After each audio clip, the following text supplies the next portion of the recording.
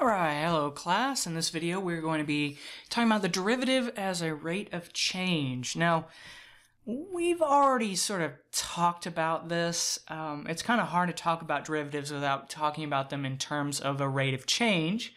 In fact, it's in their definition. What a derivative is essentially the slope, the delta y over delta x, and we shrink it down to extremely small dy by dx. And, you know, it's hard to introduce it without talking about things like, you know, velocity. Okay, that was one of our first examples, was talking about instantaneous velocity versus average velocity. So we're just going to, all right, but now we're going to take closer looks at these rate of change type of examples. I mean, basically, we're just going to go through a bunch of different applications that you can apply the derivative to, which is a lot easier to do now that we have all these derivative rules. We can crank through derivatives way faster than trying to do it with the limit definition. Okay, so that's mainly what we're going to be focusing on here. Okay, so to start off with, if s of t gives the position of an object at time t, so say we have an object that's moving around somehow. Okay, maybe s gives the height or gives the distance from a certain point or what have you. It's basically measuring the position of the object somehow. Then when we take the derivative, s prime, that's the velocity. And specifically, it's the velocity function. Okay? And then if we take another derivative, so if we take the derivative of v, so v prime, which is actually two derivatives of s, we get the acceleration function of the object. Okay, and this one's important as well. I think there's some confusion a confusion that students have sometimes with velocity. They always, not always, but there are some who think that velocity cannot be negative. It can. Negative velocity, the negative or positive is really just telling you more about the direction of travel. Right? So what I think people are thinking of is the absolute value of the velocity, and this is the speed, okay, of the object at time t. Okay, so the speed is what's always positive, and really all you're doing is taking the magnitude of that number. And in other words, the speed doesn't tell you about direction, whereas velocity, the negative or positive, tells you about direction. So if you're talking about height above the ground, a positive direction is moving upwards, negative direction is moving downwards. That's why gravity is often represented as a negative force pulling downwards. Okay, while, say, you're firing a cannon into the air vertically, that gives you that positive velocity. All right. Now, I remember when I learned this for the first time, that the derivative got you velocity and acceleration, and it worked so nicely once you had all these rules. I remember that just kind of blowing my mind a bit. And this is the foundation of the calculus-based physics that many of you will probably have to take. So the derivative here is a big deal, right? It is that connection between the position, velocity, and acceleration. And the reason it works that way is because if you take, let's say s of t is in meters and t is in seconds. Okay. Then s prime of t, remember, is the limit as h goes to 0 of s of t plus h minus s of t all over h. But if you remember, this h came from the t plus h minus t. So this was a change in t. And this, of course, is a change in s, and we're shrinking it down. All right, so the units of s here, the units here are in meters, right? And the units in t are in seconds. So s prime, its units are in meters per second. Okay, and of course if we call this v of t, well, when we take the derivative of v prime, or sorry, the derivative of v, which is v prime, we do something similar. It's the limit as h goes to 0 of v of t plus h minus v of t all over h, which again is our t plus h minus t. Okay, so this is essentially a delta v over a delta t. So the units of v are in meters per second, and the units of t are in seconds. So when you say have meters per second, when you invert and multiply this, you get meters per second times 1 over seconds, so it's meters per second squared. All right, so v prime of t is in meters per second squared. That's acceleration. Okay, that's where the units of acceleration come from. It's the rate of change of the velocity. Acceleration measures how the velocity changes over time. In other words, is the object speeding up or slowing down? Okay, so in other words, what acceleration is measuring, if I have two separate functions here, say I have a function that's behaving like this, and I have a function that's behaving like this. Oops.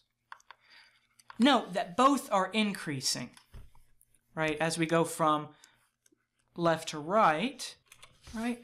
So here, in both cases, f prime is going to be positive, okay?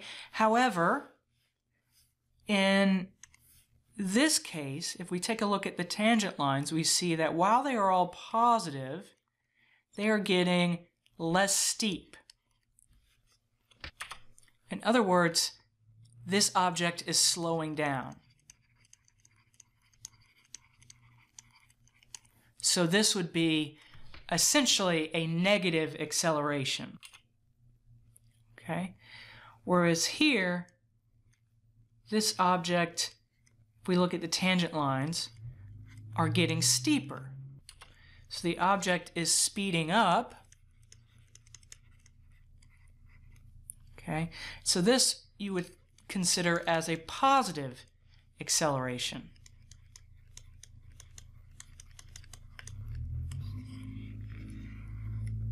Okay? So that's sort of how the acceleration works in a mathematical sense, because it's looking at the rate of change of the rate of change, essentially. So that's where that meters per second squared comes in. All right, so we'll just roll into the first example here. Let's suppose a stone is thrown vertically upward from the edge of a cliff on Mars with initial velocity of 32 feet per second from a height of 48 feet above the ground. The height in feet above the ground t seconds after it is thrown is given by this formula here. So s of t is equal to negative 6t squared plus 32t plus 48. So to kind of give a visual of what's going on here, say this is a 48-foot cliff, and we throw this rock up into the air, and eventually the gravity takes over, and maybe I should use a different color here. It goes up, and then eventually gravity takes over and pulls it back down. You may be familiar with the normal kinematics formula for this. This should normally be a negative 16, but remember that's on Earth. We're on Mars here, and so this is the gravity term for Mars. Okay. This is the initial velocity. There's that 32. And this is the initial height. Well, how do I know these things? Well, plug in 0. S of 0 zeroes these two guys out, and we're left with just 48. 48 feet. That's the initial height. So s of 0 gives us this. Okay? All right, so let's start by finding the velocity of the function after t seconds. All right, so let's find the velocity of the rock after t seconds. In this case, this is much easier because v of t is just going to be s prime of t. Okay, and this is just power rules, right? We're going to get negative 12t plus 32, and then that 48 becomes a 0. Okay? And here's where we can double check the initial velocity. Because if we put in 0, right, we're going to get, well, that piece zeroes out and we get 32 feet per second. So that actually does match our initial velocity. All right, it may not seem obvious, but from here we can actually answer a lot of questions about this rock. For example, when does the rock reach its maximum height? Well, notice when we throw the rock, if we scroll back up here, right, at some point, you know, it's going up, it's going up, it's going up, and then it turns around and starts falling. So here, it will have a positive velocity, right, because the s is increasing, the height is increasing, but then here in the blue it's going to have a negative velocity because now the rock is falling. Right here, where it swaps from increasing to decreasing, this is when the velocity is going to be 0, and that is when it should reach its maximum height. So based on the information we have,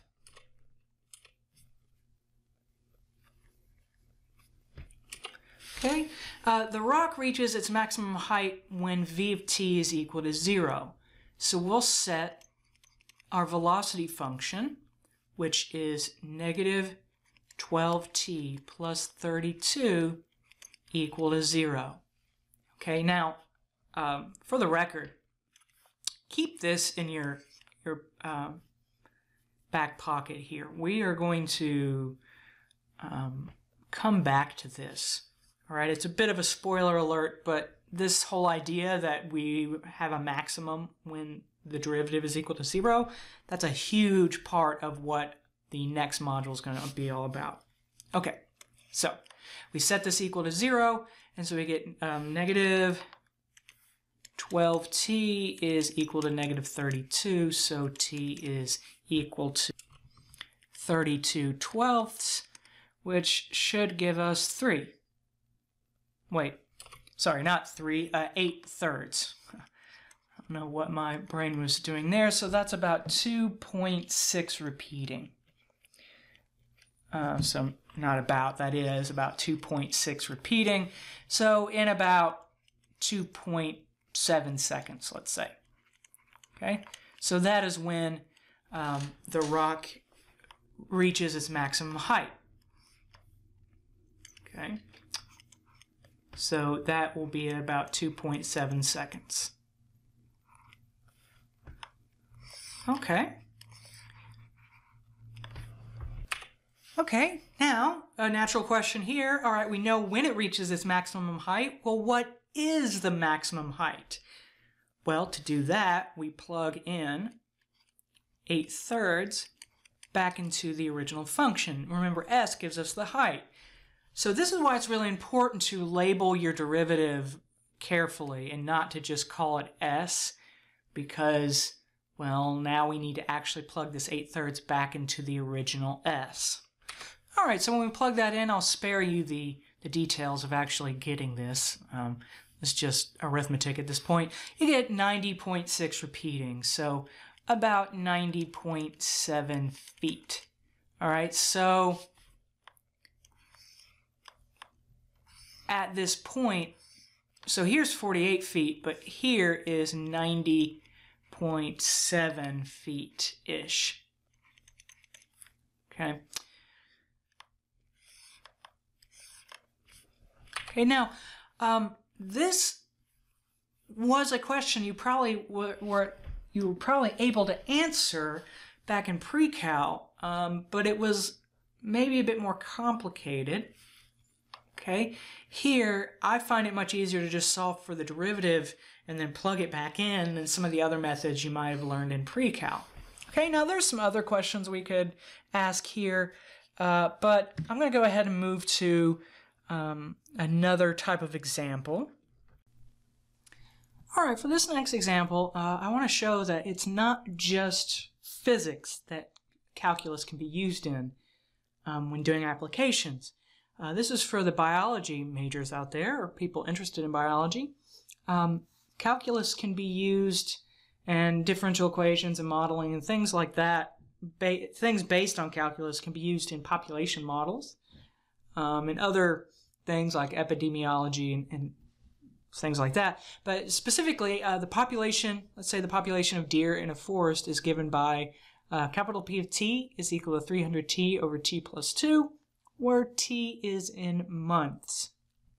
Okay, so the first question that we're going to ask is, now we're taking a step back here because we want to evaluate the limit as t goes to infinity of p of t and interpret it. Okay, all right, so let's do that. Let's take a look at the limit as t goes to infinity of the population. So the limit as t goes to infinity of 300t over t plus 2. Well, thankfully, this is an infinite limit. The t's, like the powers of t, match. So this is just going to go to 300 over 1, which of course is 300, and this is 300 deer, right? The population of deer. Well, what does this mean? Now, obviously, we can't say, I mean, it doesn't make sense that we would be talking about the population in infinity months, right? What's happening instead is that the population of deer does not continue to grow without bound. Okay, so in other words, eventually the population levels up to 300. You can think of this as the fact that the forest can only support 300 deer, right? So there are only enough resources in this forest for 300 deer to live and be sustainable. Anything above that would cause problems, more would die off. Anything below it, then there's enough resources for more to be born and survive. Okay, this is called the carrying capacity, right, of the population. So, most populations cannot continue to grow forever. There is some sort of restriction based on the environment. That is the carrying capacity. All right, so if we were to take a look at this graph here, I'm only looking at t positive because it doesn't make sense to look into negative time. But this population, it might not make much sense that it starts here at 0, but suppose in month 1, if we sort of zoom in here, suppose in month 1, 10 deer sort of migrated into this forest. And then, as we can see in like month 3, we have 108 deer, and in month 8, I think I said that, sorry, in month 4 we have 200 deer, in month 8 we have 240, month 13 we have 200, you can't see that anymore, but we have 260, okay, and as we go further along in time, if I put a line here at 300, let me make it red. Whoops, that was 30. 300. Yeah. And as you can see, as we go further and further along, the population starts getting closer and closer and closer to that 300, but it doesn't ever cross it, right? That's as many resources as the forest can hold. So other deer that are born either have to leave or they die out. Okay, so that's a graphical representation of the carrying capacity. All right, so the next thing we want to do is we want to find the growth rate function of the deer population. Okay, so the growth rate function, so you could almost think of this as the velocity of the population. However, you know, it's not a physics type thing, but this is the rate of change of the population rate, growth rate. Okay, well that's going to be P prime of t. And if we go back and take a look at our function, this is going to be a quotient rule.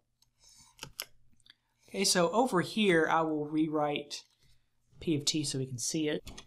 Okay, so P prime of t, it'll be the derivative of the top times the bottom left alone, so 300 times t plus 2, minus the top left alone, times the derivative of the bottom, which in this case is just going to be 1, all over the denominator squared. Okay, so I am going to simplify this sum because we're talking about an application. So if we distribute the 300, we'll have 300t plus 600 minus 300t. So those cancel. And then we could either leave this as it is, or we could go ahead and FOIL that out to give us t squared plus 4t plus 4. Okay, so P prime of t is going to be the function 600 over t squared plus 4t plus 4. All right, so this gives us the growth rate of the population for any month. So we could actually ask the next question to find the growth rate of the population in month 5 or month 10. Okay, so I am going to ask us to find the growth rate of the population in month 1, 5, and 10. Okay, so this will be P prime of 1, which will be 600 over 1 squared plus 4 times 1 plus 4. So that'll be 600 over 9, right, which is 200 over 3, which is 66.6 repeating. That was not intentional, but we could say that that's about 66.7. 66.7 what? Remember, derivatives are always in units of the units of p, in this case, versus units of t. So this is 66.7, you could say, deer per month. All right, well, it doesn't make sense to have a 0.7, so we could say that the population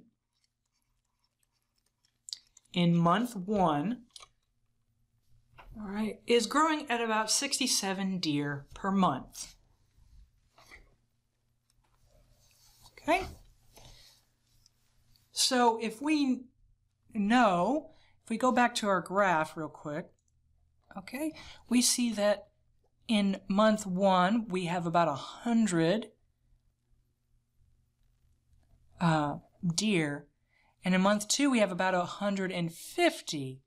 So if the population's growing at about 67 deer per month, shouldn't we have 67 in month 2? Well, that's a close approximation. It's a close estimate, but no, because the population is slowing down, right? The population rate is slowing down as we go further. In fact, if we then look at the next thing we were asked to find, which was P prime of 5, all right, we get 12 deer per month when we look at the rate in month 5. And in month 10, the rate has decreased down to 4 deer per month. So the rate at which the population is growing is decreasing. which hopefully makes some sense based on what we already saw about the function itself, how the population we know levels off to 300. And hopefully that should mean that the growth rate starts to decrease. In fact, we can take a look at that by analyzing the limit. Okay, so if we evaluate the limit as t goes to infinity of p prime, which is what we have here, the 600 over t squared plus 4t plus 4. All right, what we see is, well, we have a constant over infinity case. Right? This is the 600 over infinity. So the rate goes to 0. So the growth rate, right, which is our p prime, goes to 0 as t goes to infinity. In fact, we can see this soon enough if we put, say, 48. We can see this by just putting in 48 months. When we put in 48 months, we get 0.24, which if we round it to the nearest deer population, that's essentially a growth rate of 0 deer per month. Right? Not really, because, you know, after maybe 5 months, 6 months, we would have another deer enter the population. Maybe some of them died off or what have you, but at 48 months, we're already getting something that would round out to 0. Okay, going back to the graph here, if we start looking at the tangent line as t goes forward, we see that the tangent line is definitely decreasing. Okay, so here close to 0, it's a lot steeper, and then as we go out, it starts to shrink and get closer and closer to a horizontal line. Okay, so yeah, the population is leveling off. So in turn, the growth rate is leveling off to 0. Okay? So as I said, as the population levels off to 300, in turn the growth rate levels off to 0. All right, so for this example, we're going back to physics, but it's not on an object in motion, which is the sort of standard example that is given. Here we're talking about temperature. So let's say we have a thin copper rod, which is 4 meters in length. It's heated at its midpoint, okay? And the ends are held at a constant temperature of 0 degrees. When the temperature reaches equilibrium, the temperature profile is given by this function here. T of x is equal to 40x times 4 minus x, or 0 to 4, where x is between 0 and 4, is the position along the rod. Okay, so imagine we have our rod here, and at each end it's kept at 0, but there's a heat source heating it up here, and it will sort of heat it along, okay, until the system reaches equilibrium. Okay, so let's take a look at the graph of this to kind of get an idea of what this sort of looks like. Okay, so here we go. This is what our temperature distribution looks like. Okay, so right in the middle, like once things reach an equilibrium, okay, so once, you know, it all sort of balances out, at the midpoint we have a temperature of 160 degrees. At the endpoints we still have a temperature of 0, which is what was set, and the function, or the temperature, decreases along the wire to 0, going in either direction. Okay, now the heat flux at a point on the rod is equal to negative k times t prime of x, where k is a positive constant, essentially. Now, if the heat flux is positive at a point, heat moves in the positive direction at that point, and reverse for negative. So if the heat flux is negative at a point, that means heat is moving in the negative direction. So let's first think about what this is telling us. T prime of x, well, if we think about t prime of x, well, that's going to be, that's basically dt over dx. So this is going to be our, if we think about it in terms of units of t, that's degrees, okay, over units of x, which are meters. So this ends up being degrees per meter. Okay, so what is that telling us? Well, it's basically telling us how the heat is flowing as we move, how the temperature is changing as we move along the wire. So, it may be changing. If it's changing really fast, we might have, 100 degrees per meter, right? But if it's slow, it might be down to like 0.1 degree per meter. Okay.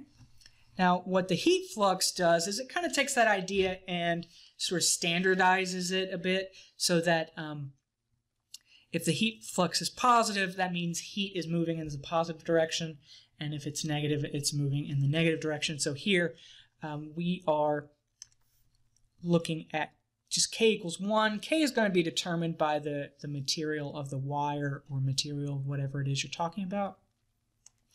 So the heat flux here, which I'll call f of x, is going to be negative t prime of x since k is 1. Okay, so f of 1 is going to be negative t prime of 1. Well, we need to find t prime of x. We haven't done that yet.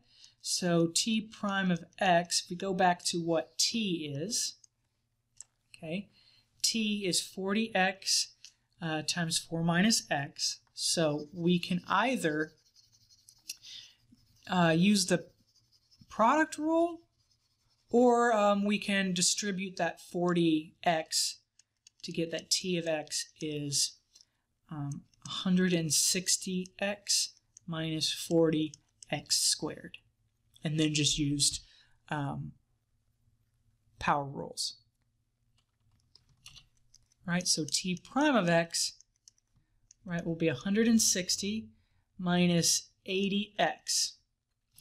Okay, so now our f, little f, which is our heat flux, is going to be negative t prime of x. So we're going to negate this. This will be negative 160 plus 80x. Okay, so at 1 meter, okay, we're going to get negative 160 plus 80, which will be negative 80. So this is a negative heat flux. Right, so heat is traveling in the negative direction at x equals 1 meter.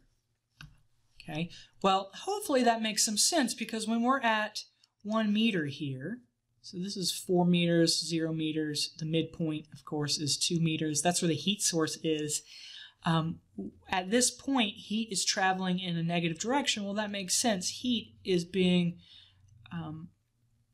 sourced here. It's being heated up here, and it's traveling this way on this side of the midpoint. And we should see the opposite here, that we should get a positive heat flux at 3 meters.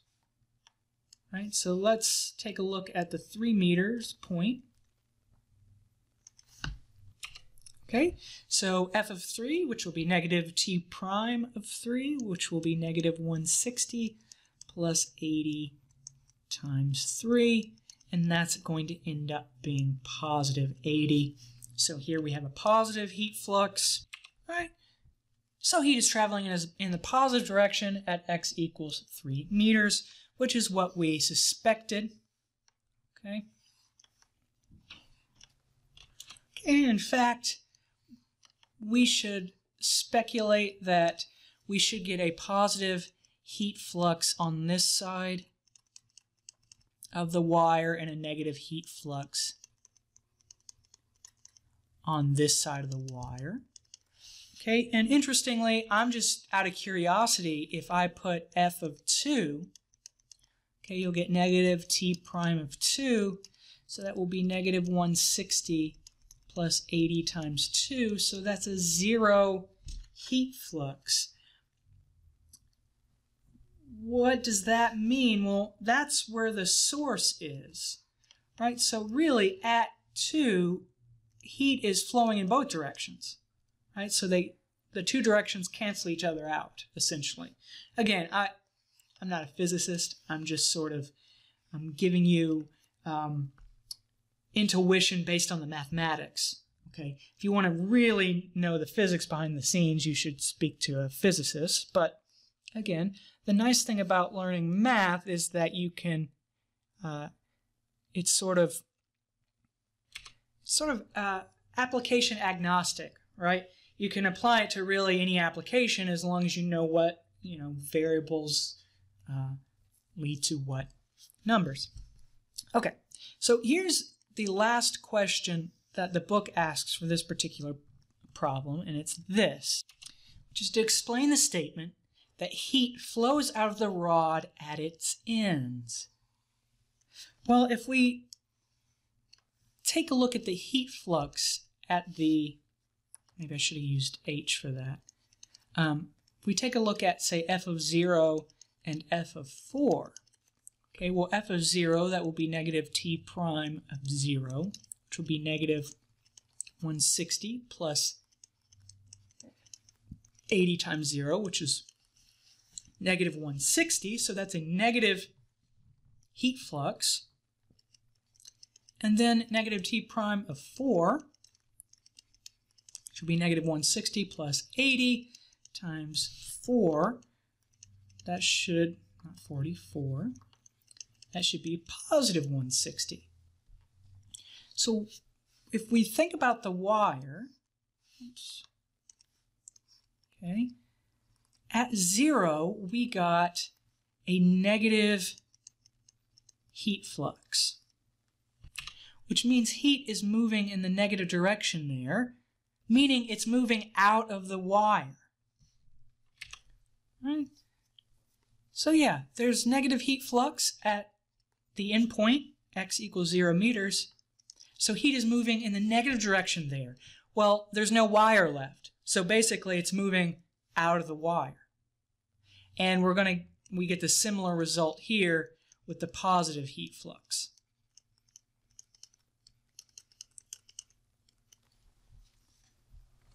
Okay, so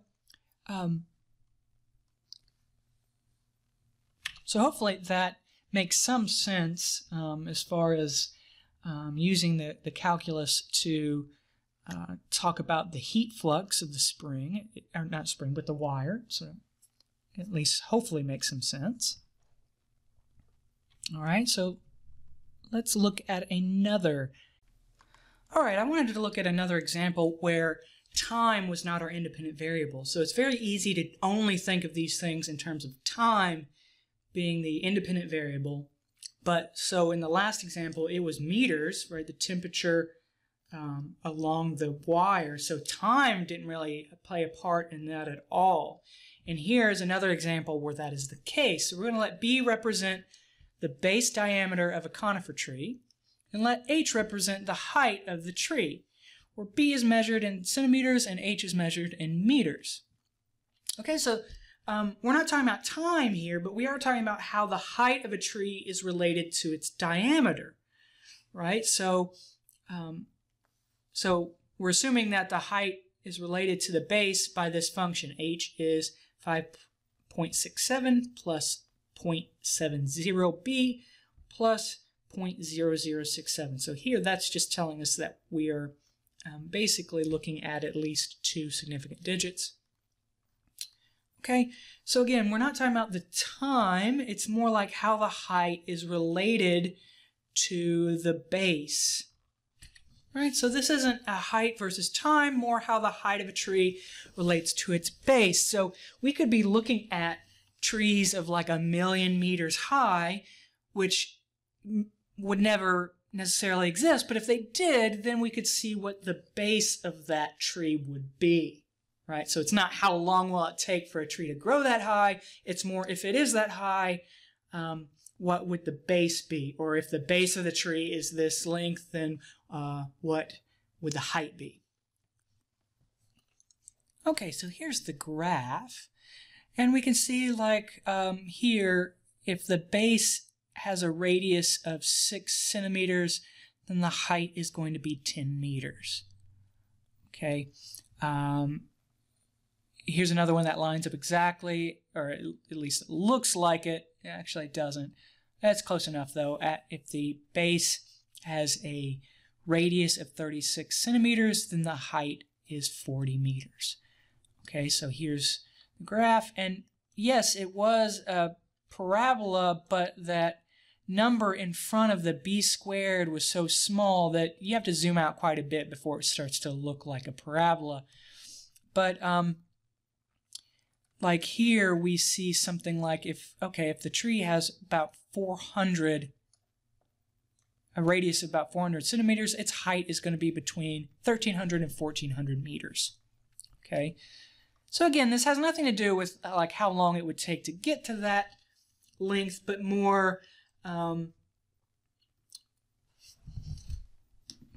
how the base, radius, and the height align with one another.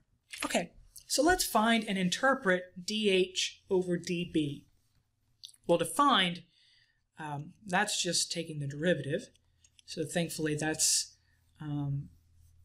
just power rules essentially. That goes to 0. We'll get 0.70 plus, now I'm going to move the 2 down, so 2 times 0.067b. So let's simplify that. Sorry, I noticed I left out a 0 there.